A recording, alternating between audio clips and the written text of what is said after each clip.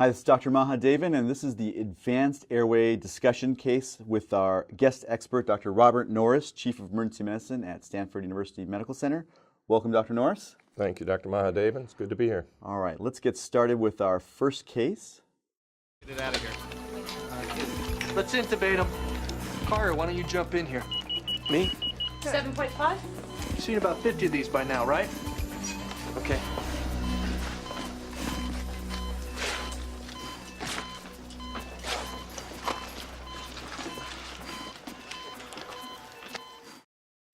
All right, Dr. Carter's been asked to intubate this patient. Clearly there's some blood around the airway and he's getting ready. Dr. Norris, what's a mnemonic that you use to remember what you need to get together before you intubate somebody? Well, hopefully Dr. Carter remembered the mnemonic SOAP me, which is a nice way to remember all of the different things that you want to have immediately available when you're going to do an intubation. S stands for suction, to get anything that's in the airway, blood, vomitus, out of the airway. O is oxygen. We want to be oxygenating the patient as much as possible before and during the attempt to secure the airway. A would be airway equipment, everything that you would need to secure the airway. P would stand for personnel and pharmaceuticals. So whatever people, extra hands you need to help with the procedure, such as an assistant for the airway, nursing, respiratory therapists, and then any medications that you're going to use that may facilitate getting the intubation done. M would be monitoring.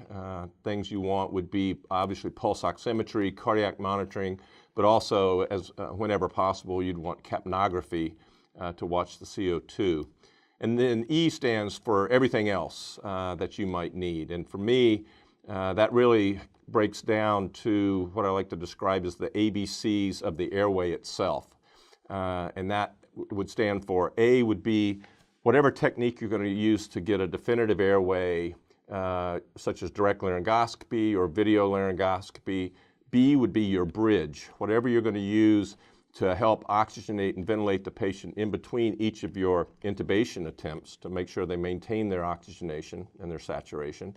And then C would be whatever you're going to use if A and B fail, and that would be what you're going to use to cut, the surgical approach. If you're in a can't intubate, can't ventilate scenario, you need to resort to a surgical airway. So my everything else would be having all of the supplies I need to do all the ABCs right at the bedside before I start. Outstanding.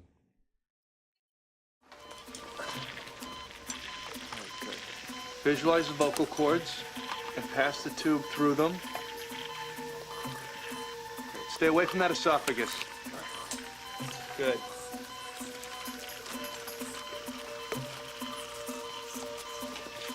I got it. Nice work, Carter. OR's waiting. What do we got? Tube's in, let's go. All right, so the tube's in and they're just racing out the door. Is that a good idea? What should we be doing after we intubate a patient? Well, hopefully they left some out of that shot, because obviously he says the tube is in. The most important thing is to confirm that the tube is in and that it's in the right place. So tube confirmation, and there's lots of different ways to do that. The first thing that we see, obviously, is if we're confident that we saw the tube go between the cords. Direct visualization is great.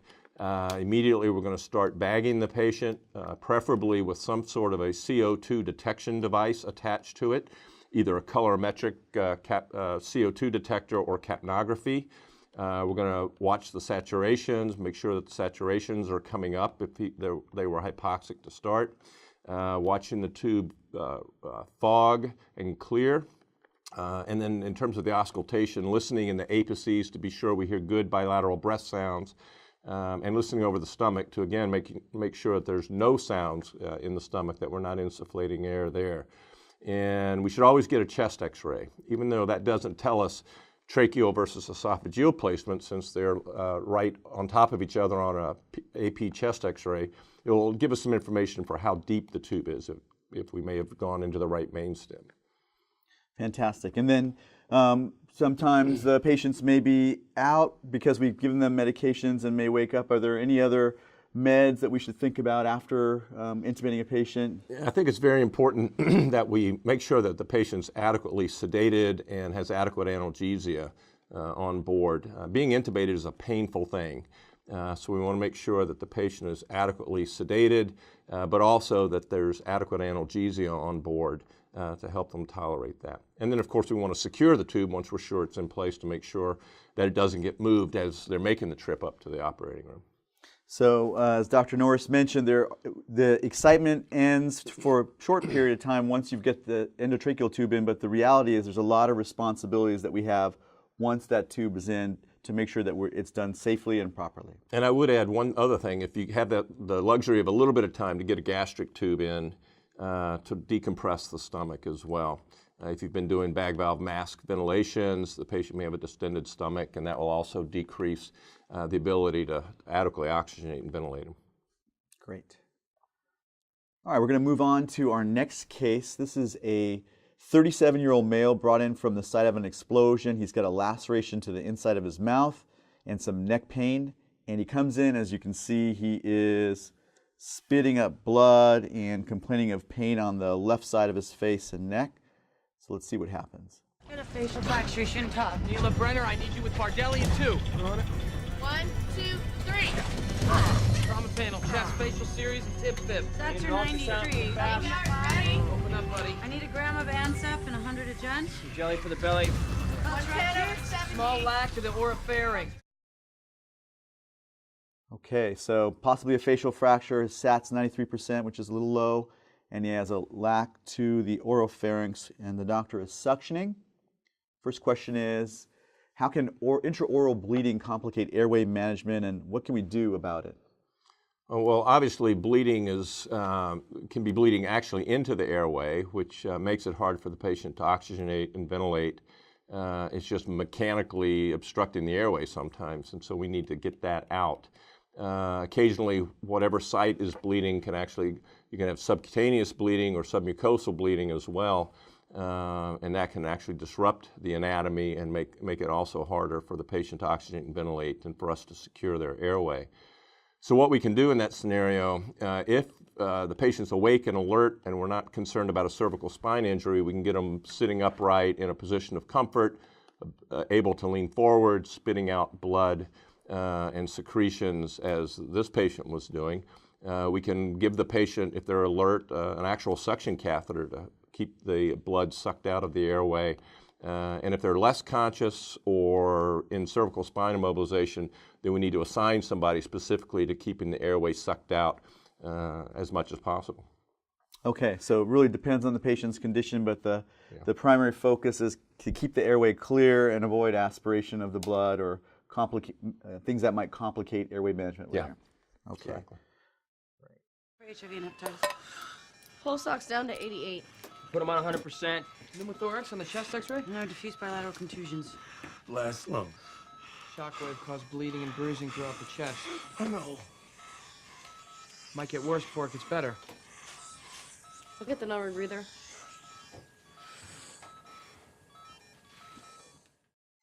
Okay, so this patient's oxygen saturation is slowly dropping. It's now 88%. What's the differential diagnosis in a patient with a low oxygen saturation and a trauma patient specifically? What are some things that we should be worried about?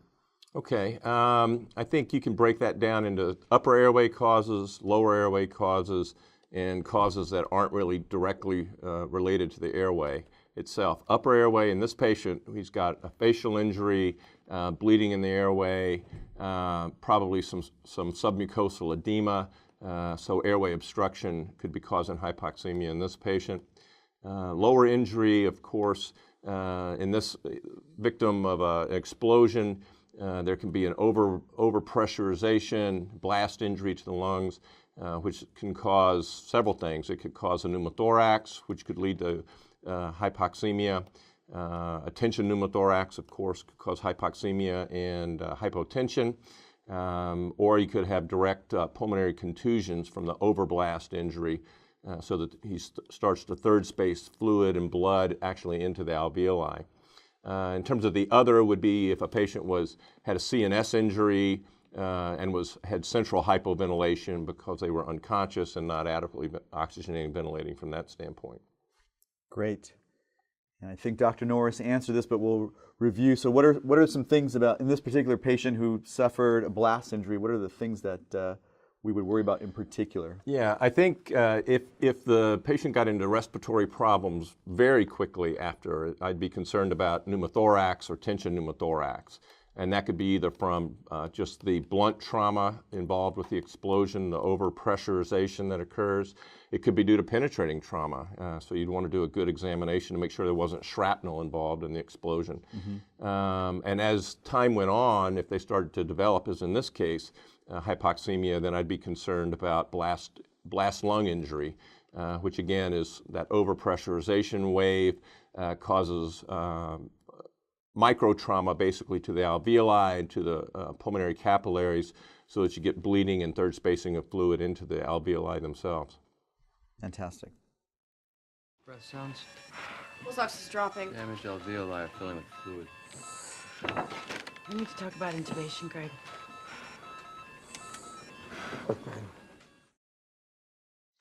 Okay, he's getting worse, and we're considering intubation. This is a difficult moment for all of us as emergency physicians. What are some indications for intubating a trauma patient? So if you're talking about just the broad category of trauma, one would be a patient who's unable to protect their airway from aspiration. That might be a patient who's unconscious, so we'd want to protect that. A patient who's obviously hypoxic or hypoventilating, hypercapnic, from whatever reason, whether that was, again, a CNS injury, a head injury, or a cervical spine injury. We'd want to get them intubated. Patients who are hypoxic from pulmonary trauma, we may need to use positive pressure ventilation to help reverse that process as well. Sometimes we intubate patients just to facilitate their workup or transfer if they're needing to be transferred to another facility.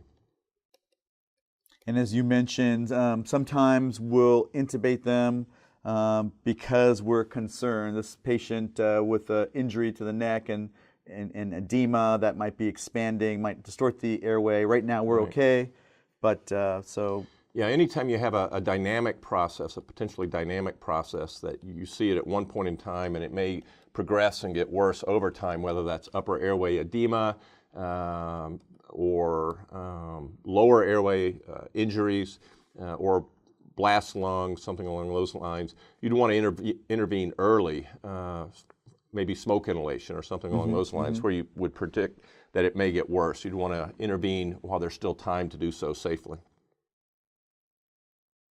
Why are they intubating this particular patient? Well, this patient has a couple issues going on. He's got upper airway trauma, so he may have, he's got the bleeding, he may also have, again, a dynamic airway issue from edema, swelling, hematoma in his neck, in his mouth. So that's one reason. The second reason, of course, is the very strong possibility that he's got a blast injury to his lungs. So as Dr. Norris mentioned before, there's so many different reasons that we would intubate trauma patients, and this patient has two potentially, the mechanical obstruction or anatomic obstruction from the edema and swelling, and then certainly the actual injury to the lung causing hypoxemia and difficulty ventilating. You see the cords. Too much blood. What about cricoid?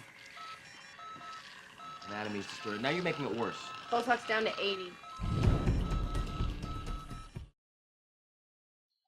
All right, now our oxygen saturation has dropped all the way down to 80%. It's getting tense in there. This patient needs an airway. Should we just try and pass the endotracheal tube, give it a go? There's a strong desire to do that in that scenario, but that's absolutely the wrong thing to do. If we can't see really any anatomy that we can identify as airway anatomy, just passing the tube, the vast majority of the time that's going to go into the stomach, into the esophagus, and then we'll be insufflating the stomach. And in that scenario, we're just going to make things worse because we'll start insufflating oxygen into the stomach, we'll increase the risk of aspiration, and we'll make the whole process more difficult. Okay, then if that isn't an option, what should the physicians be considering next? Well, at this point, they can't intubate at this point, and for whatever reason. So they need to be oxygenating and ventilating the patient. So the next thing they should do is whatever technique they decided they were going to use to bridge between one intubation attempt to the next. As we talked about the ABCs of the airway, the B is the bridge. At this point, they need a bridge. That may be just bag valve masking the patient, but they need to oxygenate and ventilate the patient now. He's about to drop off that oxygen hemoglobin saturation curve, and will have a very dramatic and rapid decline from there. All right, that's enough. Bag him up. You do this, Arch. You're better at it. Here, come on. Open up a 7-0 and a Bougie. Call for 7-0, ET tube, and a Bougie. They're attempting to ventilate the patient. How can you help improve visualization if the endoscopist can't see the vocal cords? Okay, that again would depend upon the scenario. If you're in a scenario where you're not as concerned about a cervical spine injury, you may try repositioning the patient.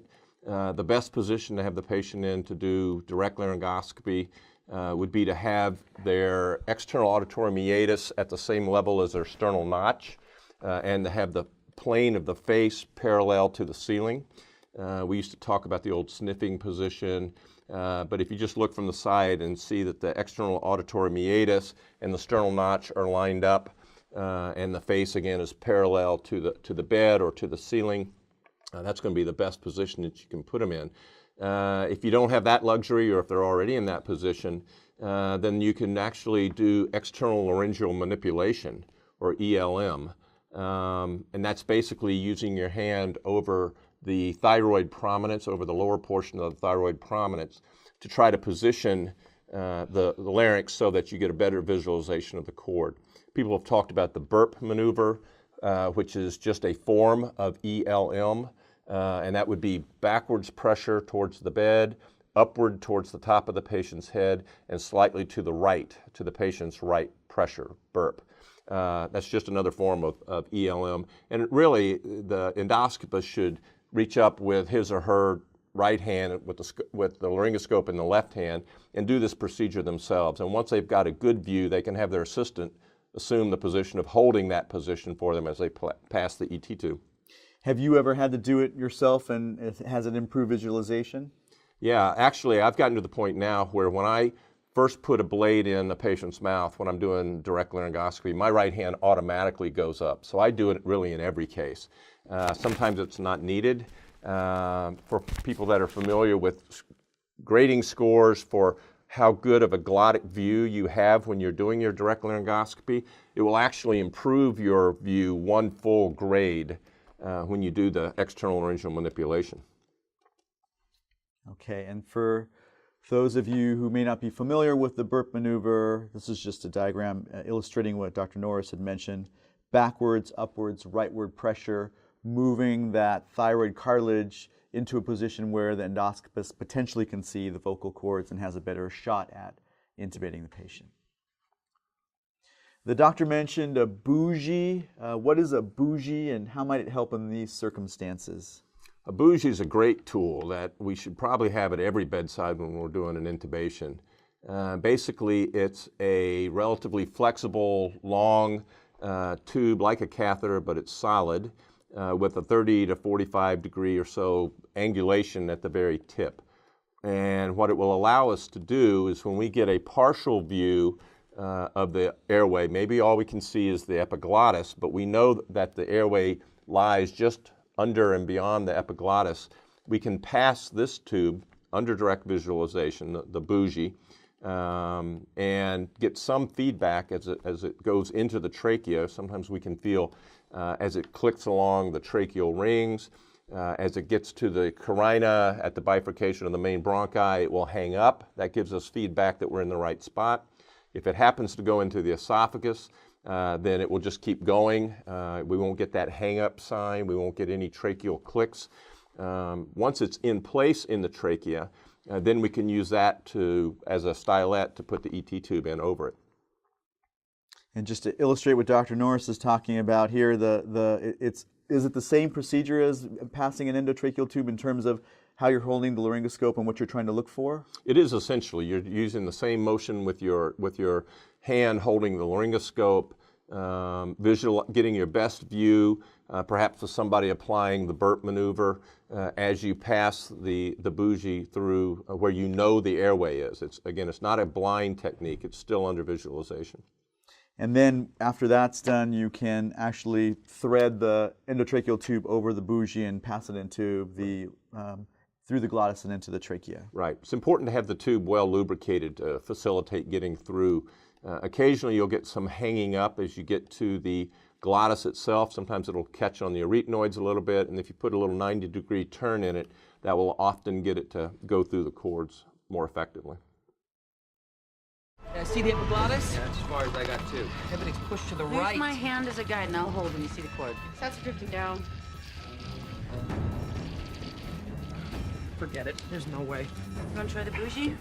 I can't see the larynx. Fiber optics here. Right, I'll set it up. Too much blood for that. You want to try again? He needs oxygen.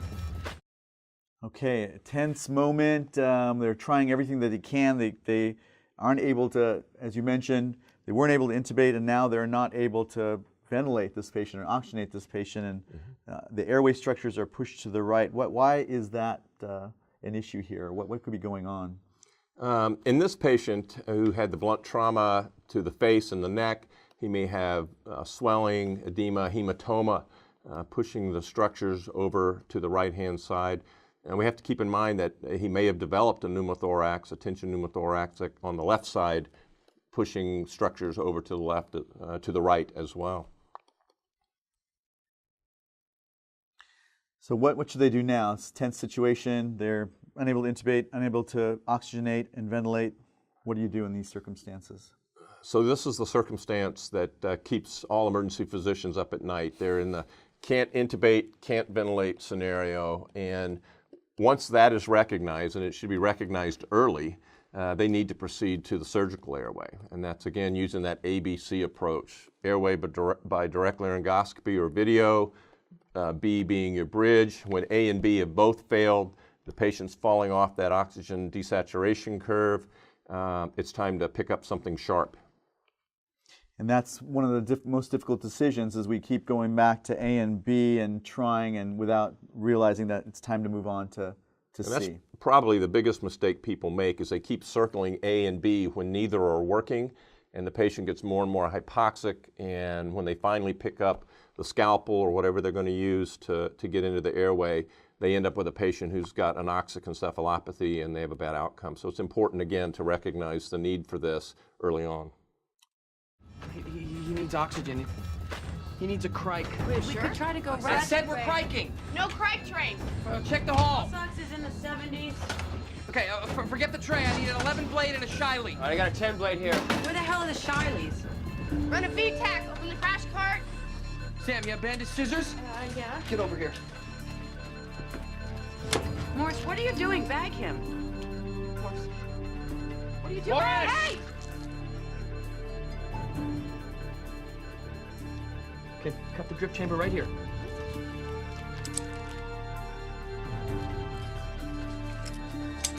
Bag him up.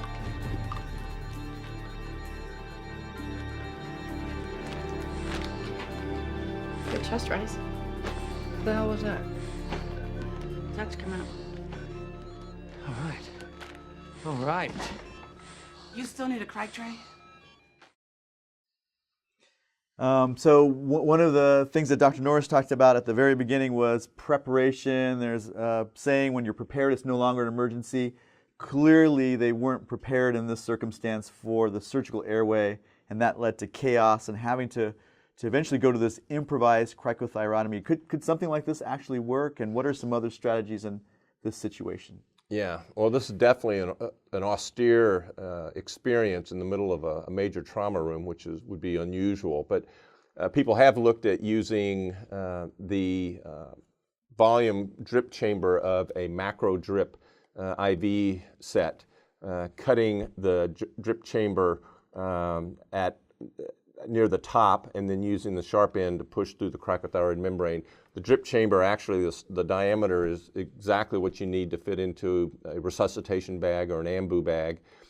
So it could potentially work, but again, it's pretty austere to be reaching for that. Much better strategy, as you say, would be to be prepared for this event before you ever get there. And that goes back to that SOAP me mnemonic, and when you get to E for equipment, making sure that all the equipment you need for airway, bridge, and surgical airway, the cut portion, are at the bedside before you even start. That would be by far the best. In this scenario, I think the fastest way and the easiest way to get a surgical airway in this patient would be to do a Bougie guided or Bougie aided cricothyroidotomy. Basically taking nothing more than a 10 blade and a Bougie and a small ET tube, something probably 6.0 or less, stab incision through the cricothyroid membrane, skin and cricothyroid membrane at one point, turn the blade, pass the Bougie through the hole, take the blade out, pass your ET tube over the Bougie, and you're done. And it can literally be done in 15 or 20 seconds. In circumstances like this, when you're trying to ventilate the patient, can you prep the neck? Can you get ready for the next step? Is that something that they should have considered as you're attempting one approach, being ready for the next, and sort of prepping the neck with iodine or a cleaning solution, and knowing that you're going to go right to that scenario should things fail?